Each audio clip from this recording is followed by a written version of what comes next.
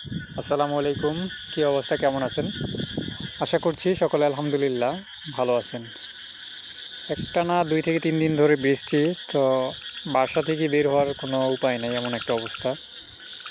তো 2-3 দিন যাবৎ বের হওয়ার কোনো উপায় না থাকার কারণে আর আমাদের এই যে B49 যে ধানের চাষ করা হয়েছিল সেখানে আর আসা হয়নি। তো আজকে আসলাম, এসে দেখি যে প্রত্যেকটা জমিতেই মোটামুটি পানি বেজে গেছে। যদিও জমিগুলো অনেক উঁচু, কিন্তু তারপর বৃষ্টির পানি তো এই কারণে আর কি বেজে গেছে। তো দেখতেই পাচ্ছেন যে কী একটা অবস্থা। আর আসলে সন্ধ্যাবেলা আজকে প্রকৃতিটাও অনেক সুন্দর, কারণ এই যে আশেপাশে ঝিঝি পোকার ডাক, ব্যাঙের ডাক, সাধারণ একটা প্রকৃতি। আপনাদের এলাকার কী অবস্থা বৃষ্টিতে, এটা অবশ্যই জানাবেন।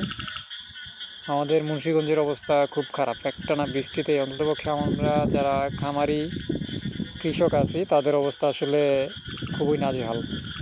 কারণ আমাদের জন্য অনাবৃষ্টি যেমন সমস্যা, অতিবৃষ্টি হলেও আমাদের তেমনই সমস্যা হয় আসলে। তো 2 দিন যাবৎ একটানা বৃষ্টিতে একবারে কী আর বলবো, অবস্থা খুবই খারাপ।